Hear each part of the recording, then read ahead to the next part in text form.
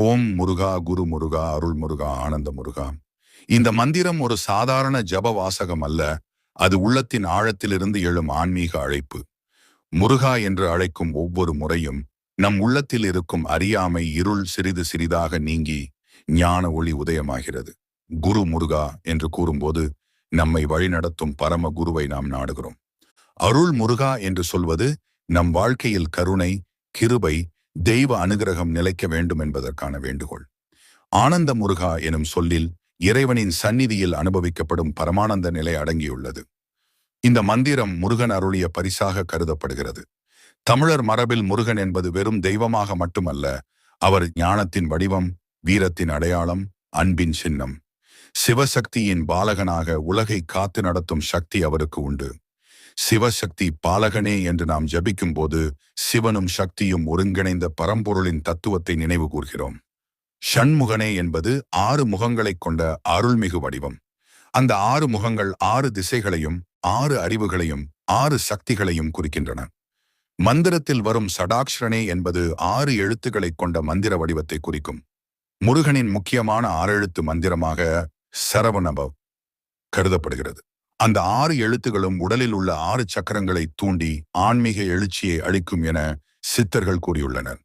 என் வாக்கிலும் நினைவிலும் நின்று காக்க என்று வேண்டுகோள் விடுக்கும் போது நமது பேச்சிலும் சிந்தனையிலும் தெய்வ சந்நிதி நிலைத்திருக்க வேண்டும் என்று பிரார்த்திக்கிறோம். ஓம் ஐம் ஹ்ரீம் வேல் காக்க சுவஹா என்ற இறுதி பகுதி மிகவும் சக்தி வாய்ந்தது. ஐம் என்பது சரஸ்வதி பீஜம், ஞானத்தையும் வாக்கு சித்தியையும் தரும்.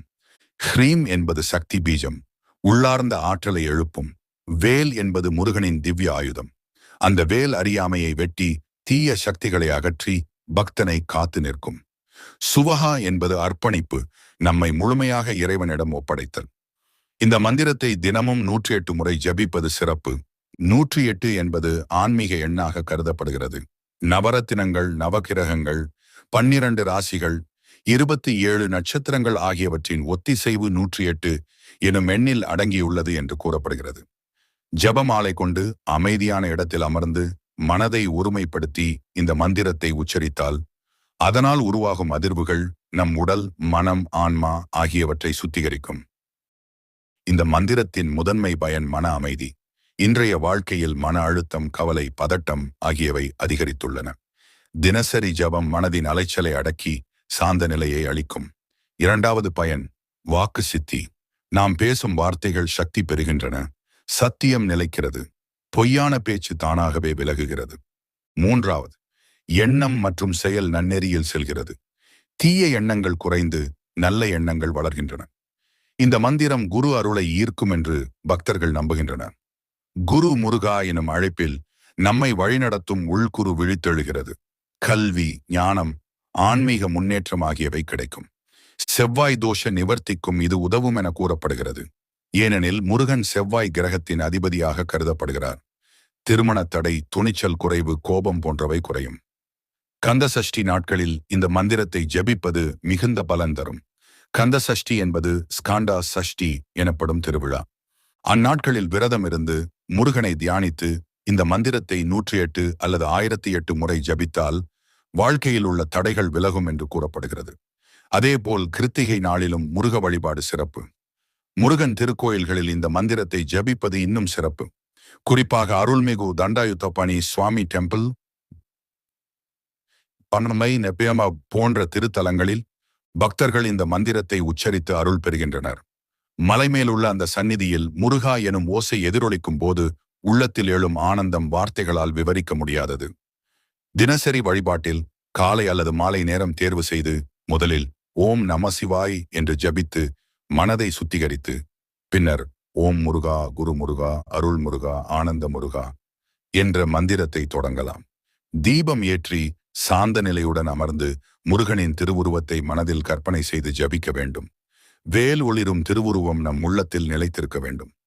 இந்த மந்திரத்தை தொடர்ந்து ஜபித்து வந்தால் நமது நாக்கில் இருந்து வரும் வார்த்தைகள் சுத்தமடையும், கோபம் குறையும், அவசர பேச்சு விலகும், பிறரை காயப்படுத்தும் சொற்கள் தானாகவே அடங்கும், மனதில் கருணை பெருகும், குடும்பத்தில் அமைதி நிலைக்கும், சமூகத்தில் மரியாதை கிடைக்கும், வேலை, வியாபாரம், கல்வி, கலை எந்த துறையிலும் முன்னேற்றம் காணலாம். முருகன் என்பது தமிழ் மொழியின் உயிர். தமிழ் கடவுள் என பக்தர்கள் அன்புடன் அழைக்கின்றனர். அவர் அருளால் தமிழ் செழிக்கும். தமிழரின் மனம் உயர்வடையும். இந்த மந்திரம் வெறும் ஒலி அல்ல, அது ஒரு அதிர்வு. அந்த அதிர்வு நம் இதயத் துடிப்புடன் இணைந்து நம் வாழ்வை மாற்றும் சக்தி உடையது. ஓம் முருகா. இந்த இரண்டு சொற்களிலேயே அளவிட முடியாத ஆன்மீக ஆழம் உள்ளது. ஓம் என்பது பரம்பொருளின் பிரதிநாதம். முருகா என்பது அந்த பரம்பொருளின் அருள் வடிவம்.